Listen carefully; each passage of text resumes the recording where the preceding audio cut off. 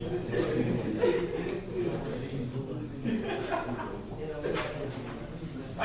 that is 42. I'm going to run a session now, which is 1 hour and 5 minutes approximately, and then we're just going to do a longer break before the CAD, so that you get a really long session now, and not just 45 minutes as we usually do. So we're going to do 1 hour and 5 minutes, and then you'll get a longer break afterwards, just so that we get through what we're supposed to do today, even with all of the tech difficulties. So it's not really easy when there's a dodgy system like this, because all you need to do, as I said, you just need to press several times on the same button as you usually press, and then suddenly it's going to find the picture. And there's nothing telling you that why it's not finding the picture. So. Well, we finished with Appendix E on Tuesday, so we're going to continue on with Appendix D, which is really short. It's just 2 pages, I think. Yeah, 2 pages. And this one is about just to show you how a guide wireless system works. So this is an example of this one calls it guidelines. I saw when I was working with Imenco, I saw that many of the older documents, especially pertaining to the larger oil companies like Statoil and BP, British Petroleum, they always used guideline, but now everyone uses guide wire. So it's sort of it's the same thing, guideline, guide wire. It's but most people use guide wire nowadays. Exactly why they've changed this, I'm not quite sure, but for some reason they've changed this designation. So for this system, we see a lot of the different modules that they have here. The main point is basically what I've shown earlier, is that you need to have these funnels that are sort of guiding it, so that you're lowering it down just like a regular crane without any guidelines until you're almost down there. And then the ROVs come in, and then they sort of fine position it. They push a bit, make sure that it's in the correct position if it's slightly off, and then it will sort of tap into these funnels. So you will have guiding pins basically that are going down from the module. They will hit the sides of the funnel. You have a guiding pin coming down from the module, and you have a fairly large funnel. So as the module comes down, the guiding pin will hit the edge of the funnel, and then it will slide into the center as it goes further and further down. This means, of course, that these funnels, they have to have quite a lot of strength when you're using this, because the module might weigh several hundred tons. So when it's coming down here, and it's not just going to gently tap on the side and then slide a bit, because you do have these heave motions, and no matter how good of a system you have in your on your ship, there will be a slight raising and lowering at all times of the module. So it's basically going to sort of hack into the edge of the funnel as it's going down, because it's slightly being lifted by the waves, and then it's going down again, and it's going to slam into it. And as it goes further and further down, it enters the center of the funnel, and then it's in position. So then they can lower it all the way down and not be hit in place. But the walls there really need to be able to handle a pounding. Much like with when you're using guide wires and you have these guide posts, which is basically the other way around, where you have the guide posts down on the structure, and you have more of a funnel shape on the module that's coming down. The problem here is that you can often get a lot of sideways force up here, so that you're really sort of bending the center of the guide post. So instead of getting these poundings as you get from the guidelines, you instead get a lot of bending momentum on your guide posts. So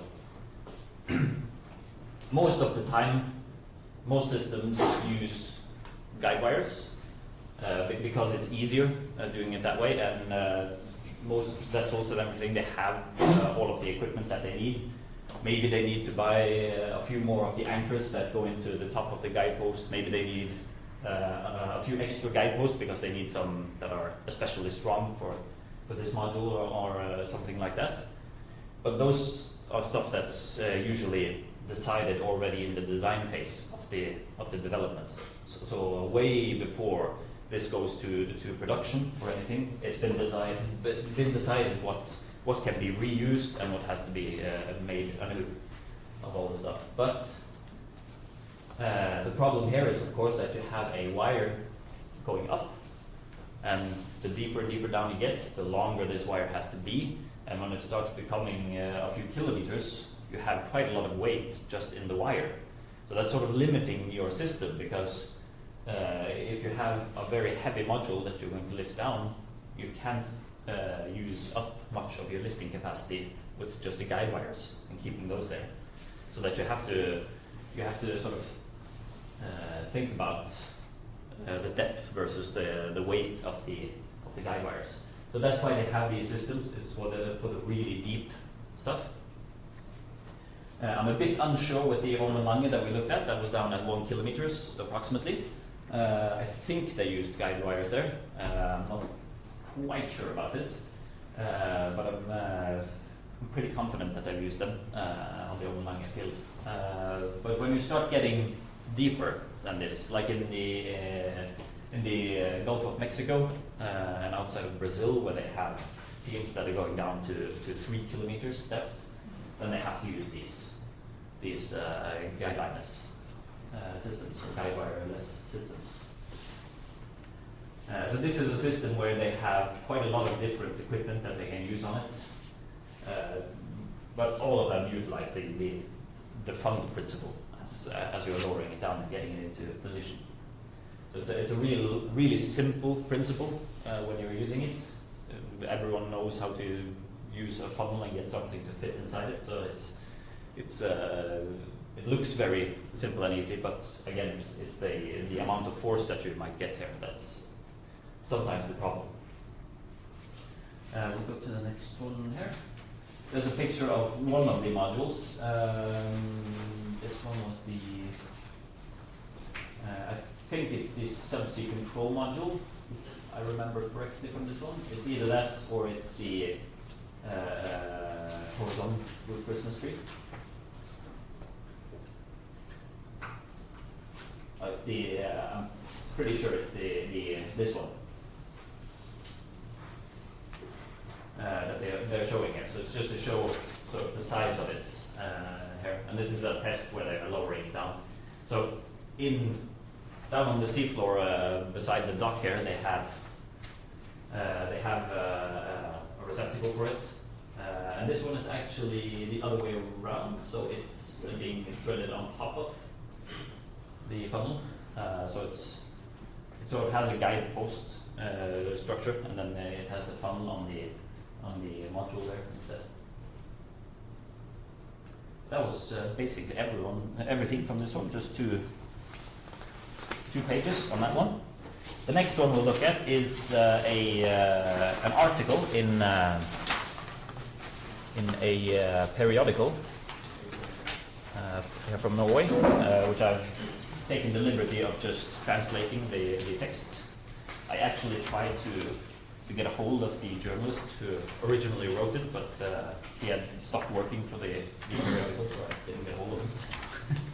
Just ask him if he did have an English version that had been published in an English periodical.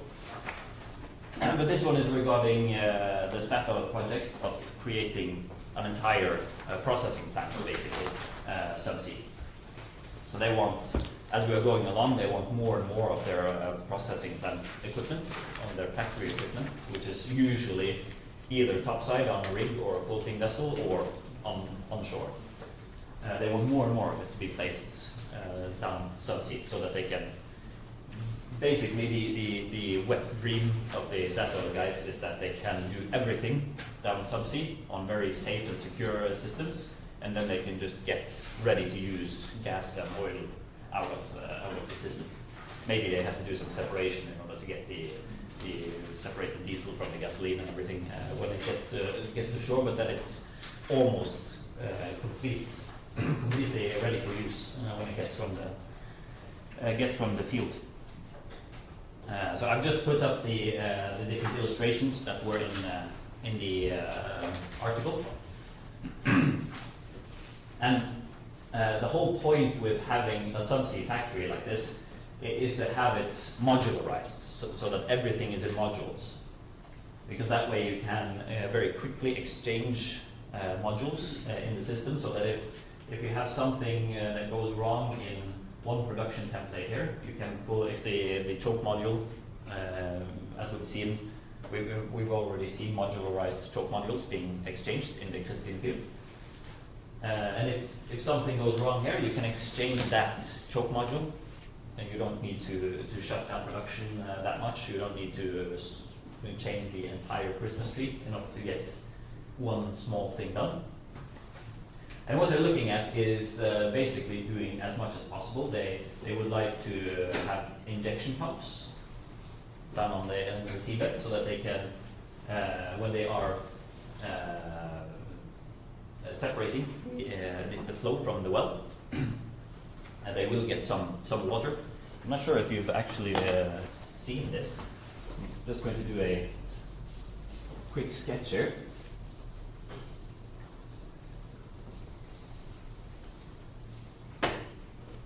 So if we have a jar here, and we're filling in the flow from a well, and then we put a lid on it, and we just let it rest there for a while, then sooner or later everything is going to separate, so that you will get water at the bottom, you'll get oil in the middle, and you'll get gas at the top. So this is, of course, as you know from physics, densities. Water has a higher density than oil, and oil has a higher density than the gas. So they separate. The lightest goes on top, and that's how they do the crude separation to begin with from an oil well. So they separate it like this. They give it send it through a system where it gets a chance to separate through their own densities, basically. Sometimes it can be done more quickly by using cyclones, for an example, so that they are spinning the fluid around, because then the water will experience, or all of the fluid will experience a higher force than gravity that's pulling it, so that the water will be pulled out of the fluid more quickly than if you just let it flow slowly through somewhere. But this means that if you are having a separation facility, you will get some water, and that's called produced water as you're separating it. So what they would like to do is to have injection pumps that will inject this produced water.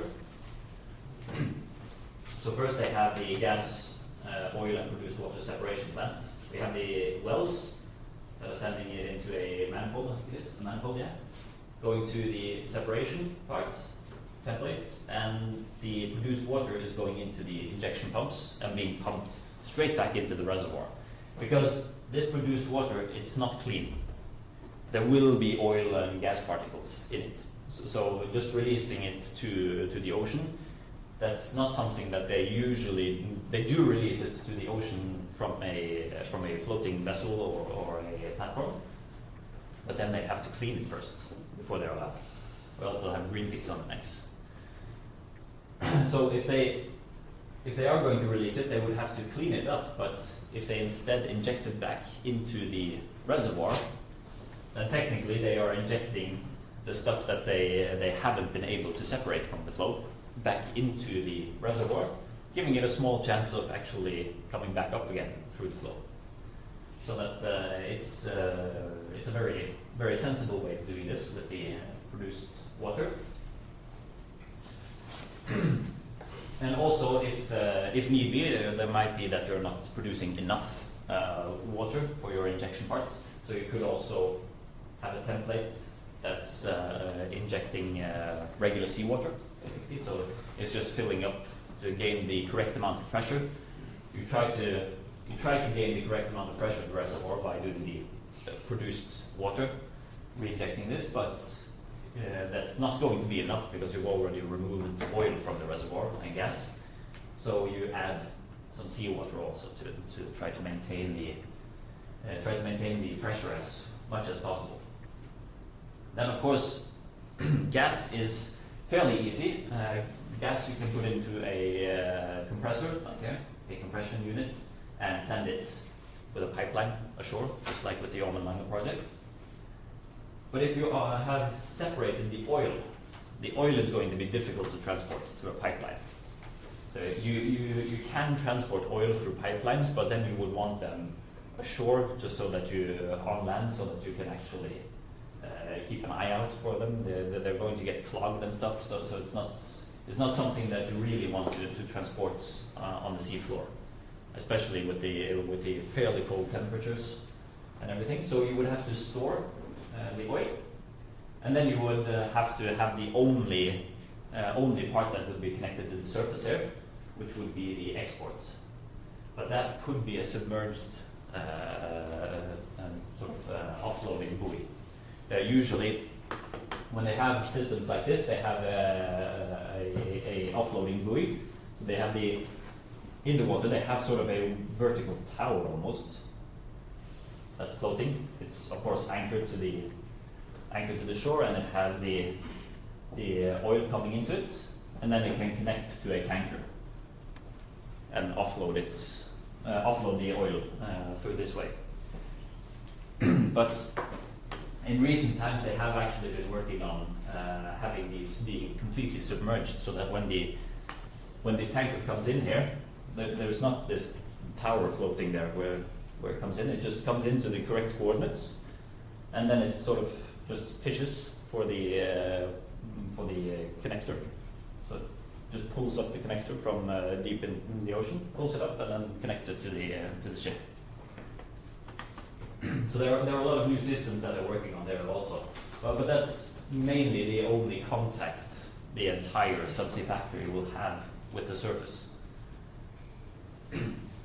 Unless, of course, there is a vessel coming in to do maintenance work on it. Then, of course, they will have more contact with it. But most of the time, the entire subsea factory will be self-supplied in everything. It will get its power from shore along the gas export line. There will be umbilicals delivering power to everything down here, and also control signals from an onshore control room. They're also working a lot on having resident ROVs. So having ROVs, this one is an intervention ROV, so it's connected to a vessel, basically outside of the picture. But they're also working on having ROVs that are connected to either to the structures, or that they have short tethers so that they can swim between structures. And they are going to be mostly autonomous. So there might be that they will have one that has cameras and stuff that can be remote controlled from the control room, but most of them are actually going to be automated, so almost like a robotic lawnmower. So it's going to go about its task at regular intervals. Then it's going to maybe go over the structure, look for corrosion, damage, or anything like that, and it will report whatever it finds. If it doesn't find anything, it will just go back to its charging station, and it's going to charge itself and wait for the next cycle that it's going out again to inspect. So they're working a lot on systems like that. I know Oceaneering, they are doing a lot of research on it and trying to get these sort of resident ones. And some of them are really cool because they are completely connected to one structure. So they don't have thrusters, so they can't fly around. So they actually have sort of magnetic belts. So they're moving along magnetic belts along the steel structure. So it's pretty cool. So they're completely locked down to one structure when they're working. So that's one of the things that they are working on. So here's the seawater injection pump. So it's going to just pull seawater from its surroundings, and there's a very high efficiency pump in there. high efficiency and very high power, so it can deliver very high pressure down into the reservoir. And as you can see, in this particular case, they are utilizing the suction anchors to put it into place. And this has already been placed on the seafloor. So it's in the Tyrihans field outside of Norway. So they already have one of these working down there. So this part where they have all of this together, that doesn't exist yet. That's just a dream that they're going to get it. But every now and then when they have a special field where they feel that we could develop some of this technology here, like in the Tyrihans field, then they do that. They try to put something down on the seafloor. And then we have the separator that's going to separate the oil and gas from the produced water. And they have a full scale of this one that's placed on the Tordis field outside of Norway. And it weighs 1,250 tons. So I'm just thinking about the cranes you have to use to lower something like that down to the seafloor. It's pretty amazing that you can do this stuff. But of course, you have like the largest crane ship in the entire world. It has 2 cranes that can lift 7,000 tons each. So it has a combined capacity of 14,000 tons. That's pretty amazing when it comes to lifting. And this is it's a huge one. It's what it says here. It's 19 meters tall. So it's almost 20 meters tall, 40 meters long, and 25 meters wide. It's so huge you can almost can't sort of cope it when you're just seeing the numbers. It's basically larger than a regular house, so it's really big. And then we have the power distribution.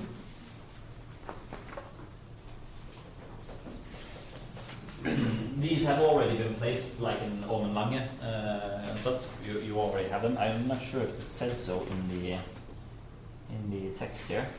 No, it doesn't mention Ormen Lange, but of course Ormen Lange has one of these because it gets all of its power from land. Everything is subsea there, so that it needs to have power from somewhere. But this one would be sort of beefed up compared to the one in Ormen Lange, because in Ormen Lange the only thing it really does is to run the leg injection lines to the anti-freezing inhibitors. So it runs the different valves and stuff that are on the Christmas trees, but Ormen Lange is basically just it's just wells there with Christmas trees. There's nothing else there. It doesn't have the injection parts or anything like that. So it doesn't need the really heavy amount of power supply coming in. But this one is more designed to run to distribute power to several injection pumps that are going to inject produced water and seawater into the field, and also to the separator that can also be quite power consuming. So it's a really beefed up version of this one. And then we have the gas compression. And this one has already been put down in the Åsgard field, which we've already looked a bit at. And that was the first one of its kind. So it's it even says here will be completed in 2015. So this was in 2012, I think. This article was written.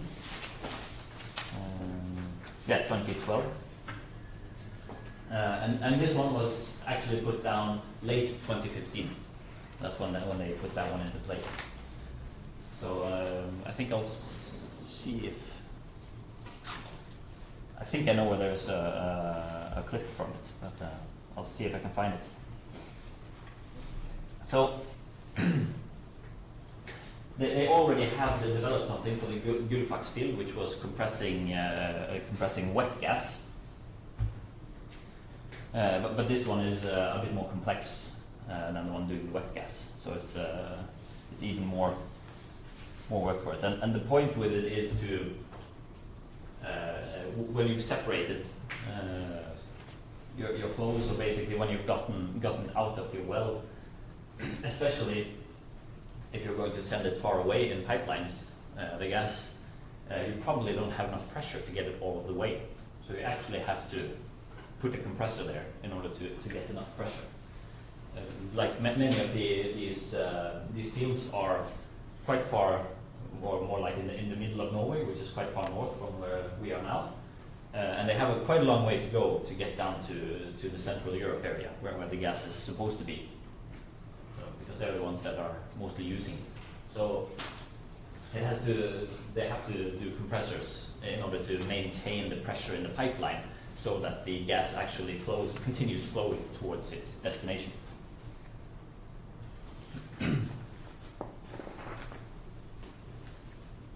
And then it's the point where I was talking about having ROVs that are resident on the subsea field, that are basically just living there and doing their work task there. So it's this is just a general ROV that they put in, but I've seen quite a lot of different concept solutions for this.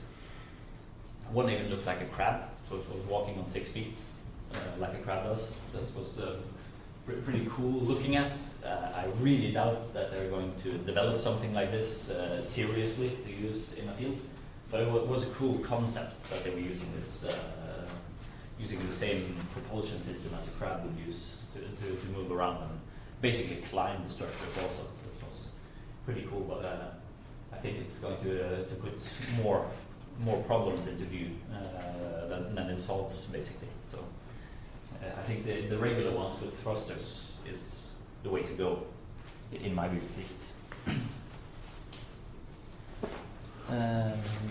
Yeah, and the whole article sort of sums it up by saying that there are many challenges to this, so we're not there yet. But there's a long way to go in order to get to the complete subsea factory.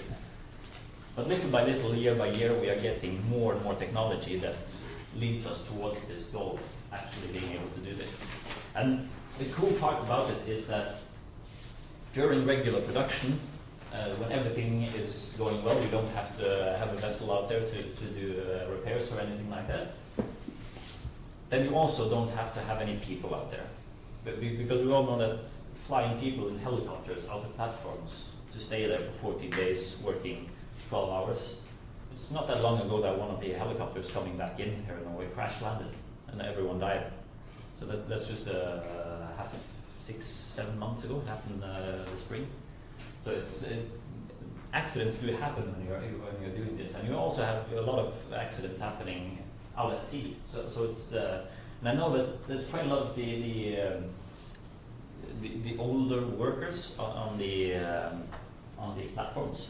They actually have routines where their worker representatives, the union representatives, they actually, or either that or someone from the health, safety and environment department, they actually sometimes go around in the morning just knocking on all of the cabin doors, just checking that everyone is awake, because they've sometimes discovered people have died during the night. They've had a heart attack during the night up there. No one has discovered it because they're sleeping there all alone. Their cabin mate is working for 12 hours, and when he gets back, it's the guy who was supposed to be working the other shift that is sharing the cabin with him, because they're not sleeping at the same time, so they can share a cabin. So then come in there and they find this guy in his 50s or something that's had a heart attack or maybe a stroke during the night and I've actually died. So this is something that happens. They even have these routines on shore. So I've worked at the Kollsnes plant. That was for Able. They were doing a rebuilding of some parts of it for Statoil.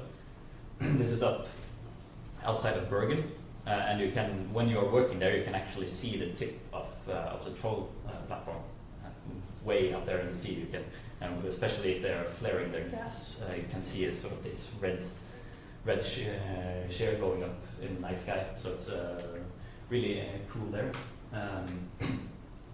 But even there on shore, we were holed up in barracks, so we were all sleeping in barracks when we were there. Basically, it looked like prison cells, if you ask me, but just a really tiny room. But it worked out well when you were there, because you were working for 12 hours, and then the other 12 hours you were either in the canteen eating your food, or you were in your bed sleeping. So it didn't really matter. But even there, we had people that were being discovered in the morning that they've had trouble during the night. So there were no deaths while I was working there. But there was one who was he had just had a heart attack, because this was like I think it was 25 to 30 minutes into a working day in the morning, and then everyone said, "Where is he? Why isn't he here yet?" And then it turned out that just as his alarm clock had rung in the morning and he had gotten out of bed, he had had a heart attack. So he was lying in his room and just really almost dying there. And they managed to figure out this quickly enough that they got him on an ambulance and managed to save his life. But it was like, stuff like this happens. So it's, yeah. You were saying about after time. Is it the environment that is possible? I'm not going to say anything for sure there, because I'm not sure if they've done any research on it to actually prove it. But I would think it is a stressful situation. You're working 12 hours a day, and you're getting the 12 hours to relax and have some sleep, and then you're on 12 hours again, and you don't have Sunday and Saturday off. You're working 14 days like this in a row. So it is a stressful situation while you're out there, especially if there's a lot that's going on, if there's maintenance work going on, so you have a lot to do while you're at work, so you're basically not sitting down and just watching a screen all day in an office. So I would imagine that, at least from my point of view, I would think that there's a higher possibility of getting a heart attack or something in a situation like that, because there's a higher level of stress, basically. So. But as I said, I'm not sure if there's been done any definite research on this. But this happens, and if you can have everything subsea, and then you can have all of your workers on shore, and then the only ones that go out, and they go out there for brief periods of time on working vessels, then nothing could be better, because it's a lot safer for everyone. So I think this is it's a good start in there. I thought I had forgotten to put in this clip, but I hadn't, so we're going to watch it. So this is for the Åsgard field, with the Subsea Compression. So that ship was Åsgard A, and that platform was Åsgard B. And there's just showing sort of the timeline for the different installations that we had on Mange, 2007. Now it's going down to show the compression module.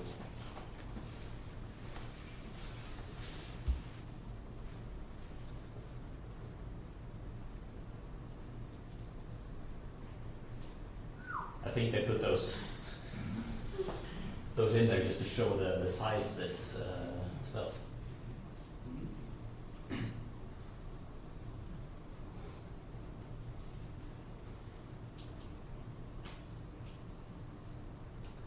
And it's sending the gas from Åsgard all the way to Great Britain.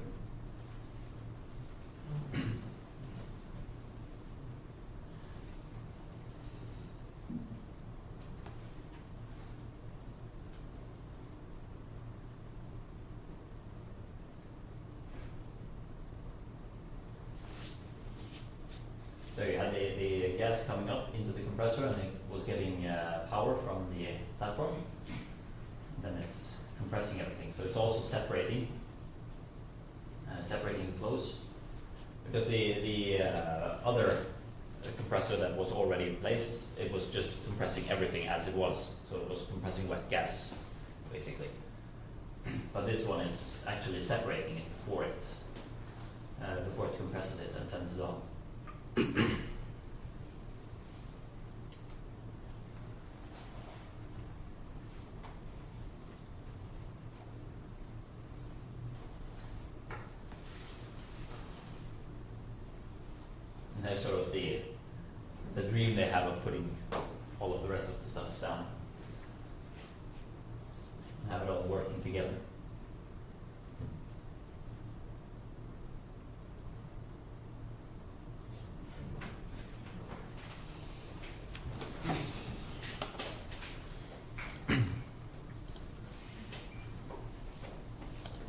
Right. That we're done with part 2 with the subsea production systems. And the next one is ROVs. So we're about 1 week ahead of schedule, which is just good because I know that we're going to lose at least one lecture later on in the semester, and it would be nice to be able to actually just lose it instead of having to reschedule it and having busy days. So as long as we manage to keep 1 or 2 lectures ahead of schedule here, that would be nice. But we'll see. There's a lot to go through with the ROVs and the vessels, so I'll try to not move too quickly while we're doing it.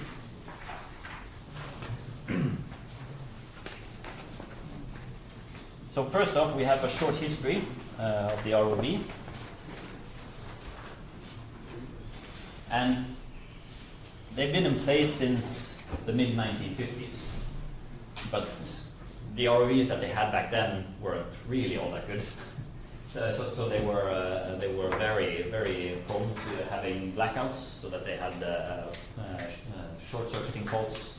They were getting earthing faults from water penetrating into the systems. So very often they ended up, when they started off using the ROV to do some work, and they ended up just letting a diver do it because the ROV just didn't work properly. But then in the mid-1970s, they started having more problems because things were getting deeper and deeper. It was starting to get a bit problematic to have divers do everything because with all of these depths and also with the increasing speed or pace of development, it was actually a bit difficult to get a hold of qualified divers for this, because not only do they need to be divers, but they also need to be able to weld and do all kinds of other stuff, technical and mechanical stuff down there. So they have to be highly trained beforehand, and they also have to be highly trained in being a diver, a professional diver like that. It's 1 or 2 year school, just becoming a diver. First off, they have regular diving licenses, and then they have to do this professional school to become professional divers and everything. And back then, they basically thought that they could manage with technology. They could manage to go really deep, so wouldn't be a problem going down to 600, 700, 800 meters at all. But they did a lot of research on it, especially up in Bergen. They had a lot of research. So Jens Christian, who wrote this compendium, I think you had him in some classes earlier. He's even too busy to have the Norwegian students now, because he's become one of the leaders of the engineering department. So he doesn't have time to do lectures anymore. But he was actually involved in a lot of this research with divers up in Bergen in the 70s, 80s then. So he told us when he had our lectures that he didn't really feel all that much proud about it, because a lot of those divers ended up having a lot of problems afterwards. So they had a lot of physical problems with their bodies after being subjected to all of these pressures and the stresses of doing such deep dives. So it's not a good thing to be a part of and have that in your legacy that you've been a part of this. So of course, the divers were then volunteers, so they weren't forcing this on anyone or anything like that. But still, it doesn't feel all that good having been a part of ruining the future of someone, basically. So they, after a while, they stopped doing research into this deeper and deeper diving. So for a while, they had a cap at 300 meters. That was as far down as they were allowed to go. And they even had a test done in one of the fjords in here, where they tried to do welding down at 300 meters, because in the Norwegian continental shelf there's a trench going along the shore, and that trench is approximately 300 meters deep most of the way along the shore, which meant that any fields that were developed past that trench would have to lay their pipelines through the trench. And they had to know that if something happens with this pipeline at the bottom of the trench, can we actually fix it? So they had to do these tests in order to figure out how it worked with doing welding and stuff down at 300 meters.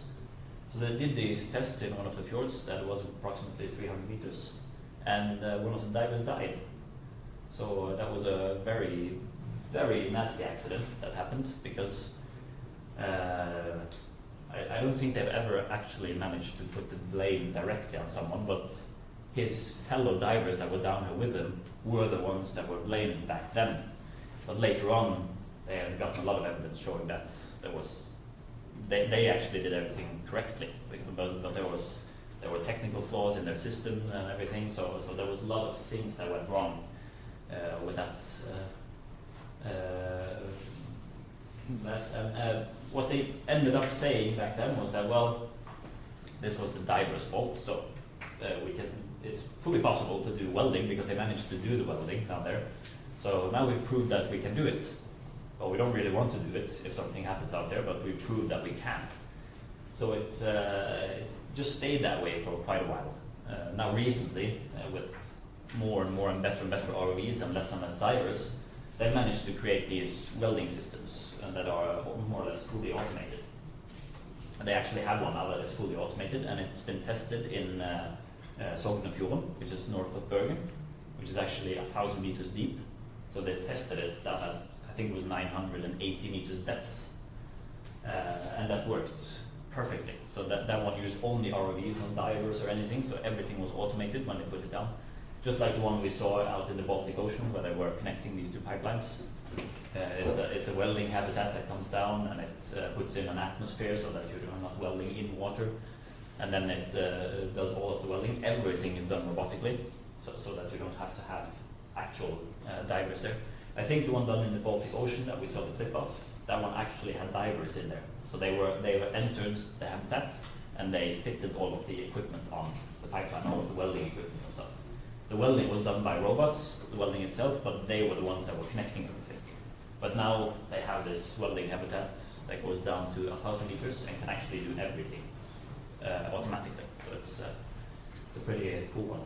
And just to sort of brag a bit about Evenco, they were actually the ones that did the engineering part for that welding habitat. So it was on commission to Statoil, so Statoil has taken all of the glory. So Evenco has sort of just fallen behind there.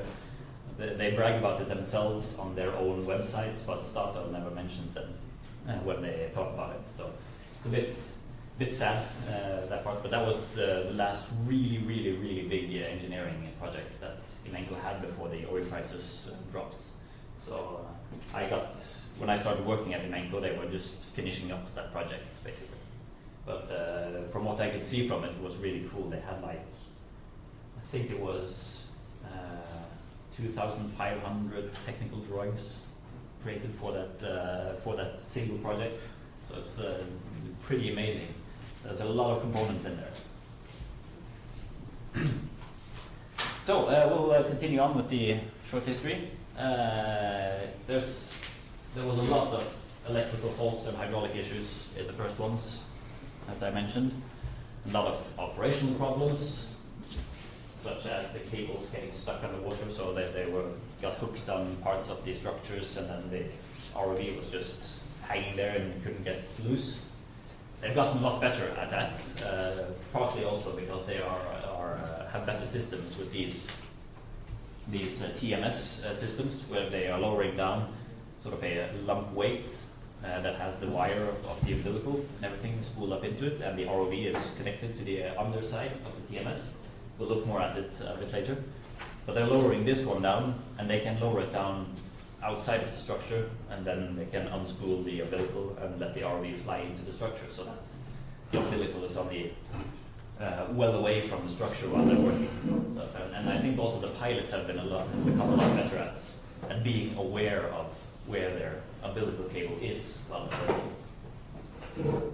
Signal transfer was a huge problem to begin with. It's becoming less and less of a problem now, because most, at least newly developed systems are using Ethernet cables. So they're using basically regular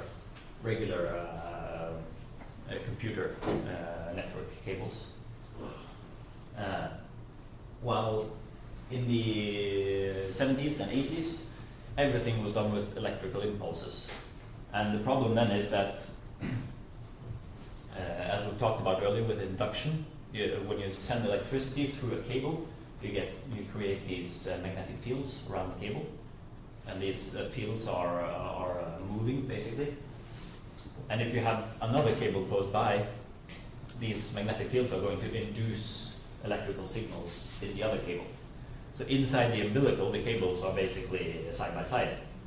So then you have one cable that's supposed to send signals. It's going to send pulses of electricity down, giving ones and zeros to the computer system inside the ROV. And then you have the power supply, which is sending a lot of power down.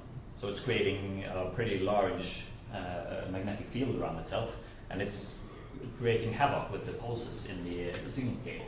So there was often issues with the ROV just simply not responding because it was getting or doing the incorrect movements according to the signals it was getting, simply because they had problems with this magnetic interference.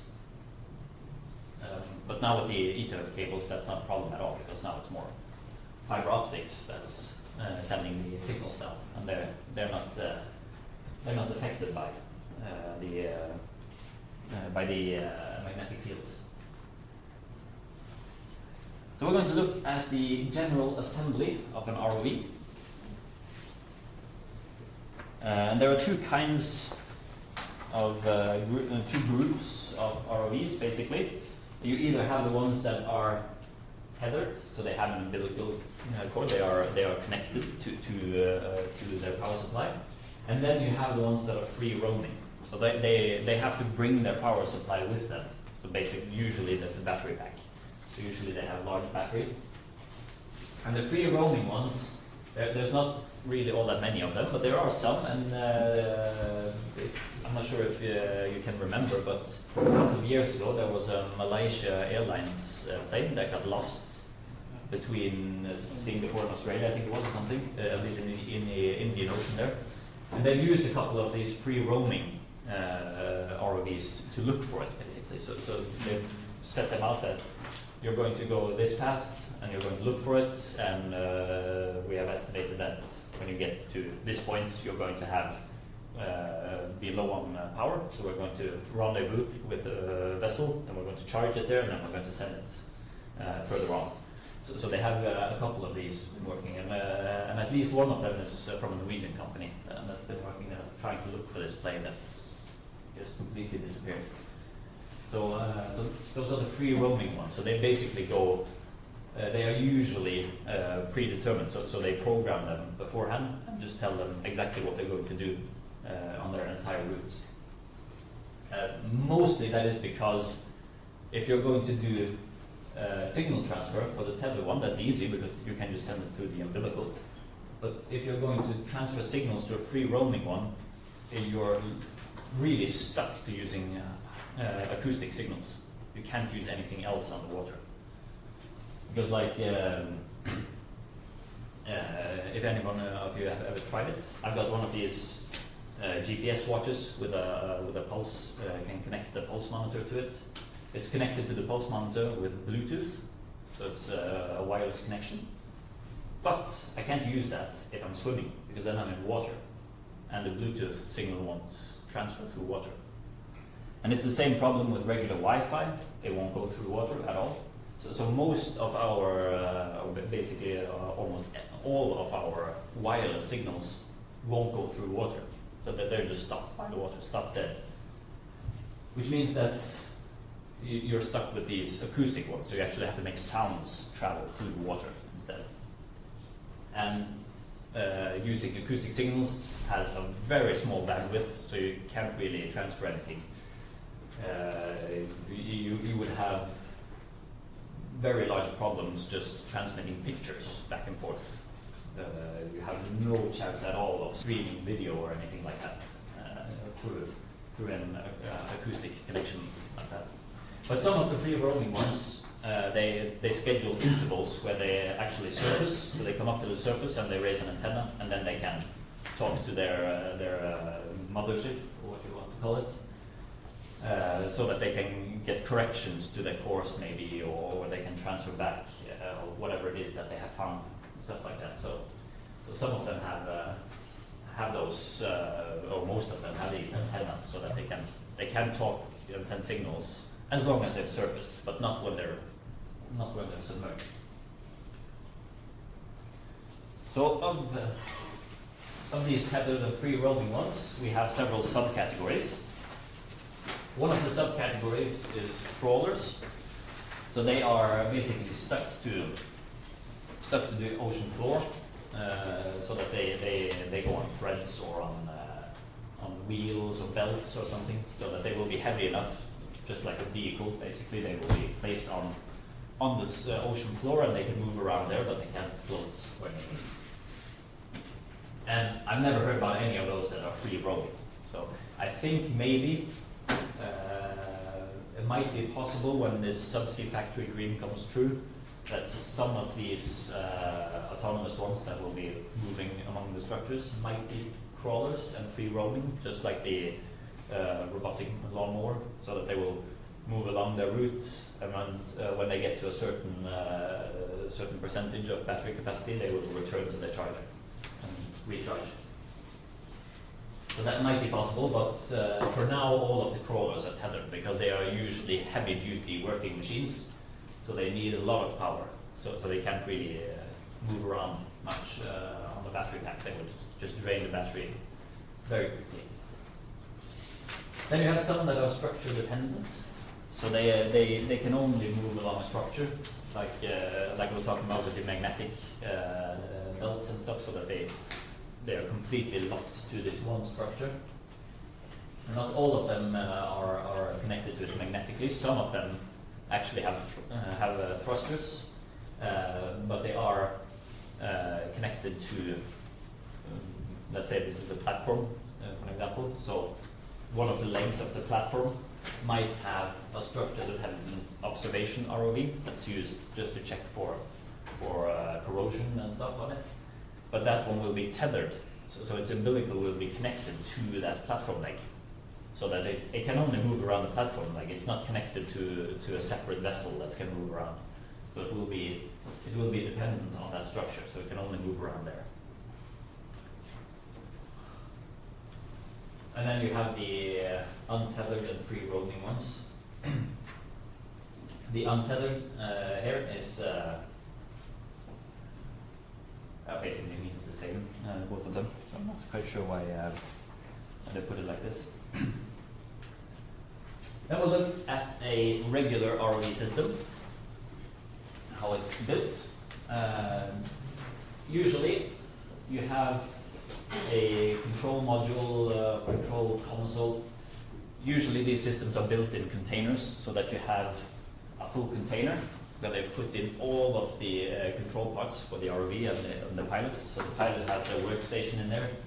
They have all they need of the equipment to keep control of the ROV inside this container. And then that container is connected to another container which has the power supply. Maybe it even has some, maybe it even runs the hydraulics for the handling system in this power container. And then you have the handling system, which is usually abbreviated as a LARS. Just write it up here.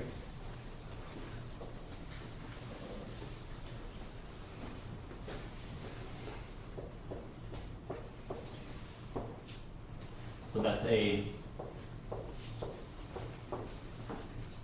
launch and recovery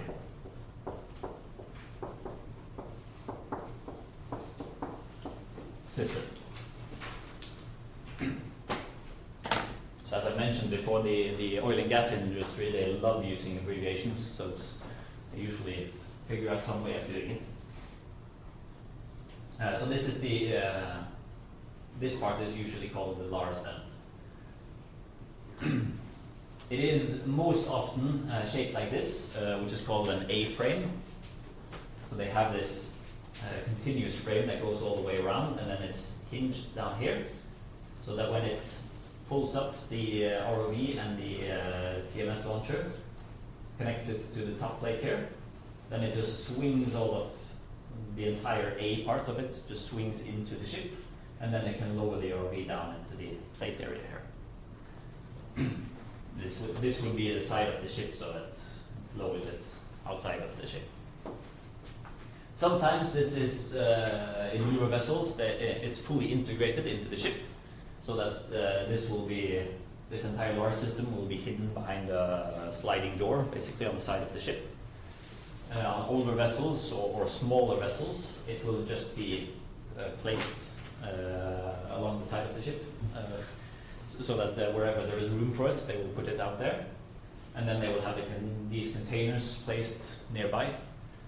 In a ship where the LARS is built in, there's most likely not containers for this. Those will be separate control rooms and sort of technical room for it. So it depends a bit on what kind of vessel it's placed on. But many ROV vessels are pretty small because they are mostly used just for their ROVs. So they are sent out somewhere and the ROV is doing the work. But then you have the larger vessels that also are to bring large subsea modules with them and lower those down. So those are the ones that are most likely to have the ROV system integrated into the ship from the start. And then we get to the TMS, which I've mentioned slightly already. So TMS stands for tether, management system. Skylder at de forstår deg. Ja.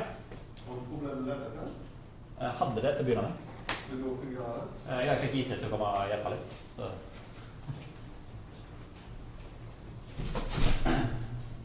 I was just wondering if we had problems in the beginning. So most likely they had some problems late yesterday also. Right, so the TMS, Tender Management System, it also acts as a dead weight. So this one it has no buoyancy elements to keep it floating or anything like that. It usually weighs, I think I've seen from 700 kilograms to a ton or something on many of them. And the point of that is to keep this wire fairly straight. It's not going to get any slack in it. So that even though the ship is moving with the waves, this one is going to be hanging from the wire. Which means that this part will be moving up and down with the ship. But since the tether here isn't directly connected to the ship, it's connected to the TMS. So the TMS will be moving up and down. But as you can see, you have quite a good loop of umbilical going to the ROV. So this umbilical can just stay there and move up and down, and it's not going to be a problem. It's not going to tug on the ROV or anything while it's moving around. So that's a good way of stabilizing the ROV quite a bit. Because as you've seen in some of the clips, it's pretty difficult to move the ROV. It's going like this all the time, so it's pretty difficult to actually grab hold of what you're supposed to grab hold of. And that would be even worse if the ROV was directly connected to the crane. So it helps a bit to have this TMS system. But of course, it depends a bit on what kind of ROV you're running. So if it's a very small observation ROV, which is only fitted with cameras basically, because it's only going to fly around and look at stuff, then most likely you won't need a TMS for it. Because it's so small that it's just, it doesn't have a thick umbilical either, it just has a thin cable basically. So it's not a huge problem. Many of the smaller observation ROVs, you can fit them in a regular bag, basically. So I could almost get them in my shoulder bag here. They're practically that small. So they just come in more like a briefcase when they bring them to work sometimes. So it's they're really small and compact. So those are easy to use without the TMS. And of course, ROVs that are supposed to do surveys, either creating maps of the ocean floor where they're going to put down pipelines, or actually checking a pipeline for corrosion and problems. Those need to move fast, and if it needs to move fast, it can't have a ton that is pulling along behind it. That's going to create a lot of drag on the ROV. So then they are usually directly connected to the crane. So the TMS is mostly used for the larger ROVs that are doing a lot of work. So those are the ones that are using the TMS the most. I think we had. Start looking. Do they? No, I have them here. So for the ROV itself, it usually has a frame with buoyancy elements. So this frame is more of like the skeleton of the ROV. Usually it's made out of aluminium or titanium.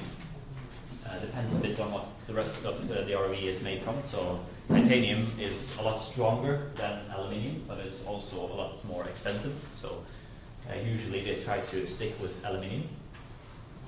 But I know for some of the really heavy duty ones, they have titanium frames.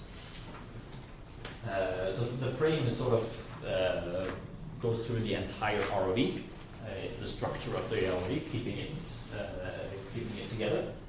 And the buoyancy elements are usually along the top of the ROV, because those are usually easy to dismantle. So it's usually easy to pull them off of the ROV to get to the equipment that's beneath it.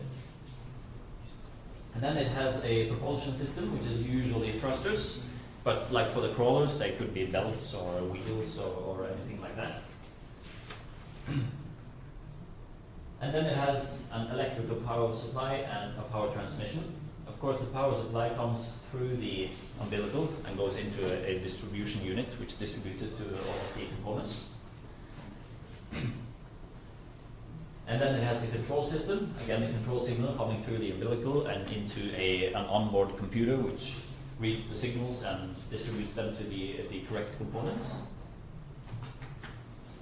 And then a feedback system to the pilot, which is usually video, camera, sonar, gyro, compass, and even subsea navigation system if transponders have been placed somewhere on the sea floor just to tell it where it is.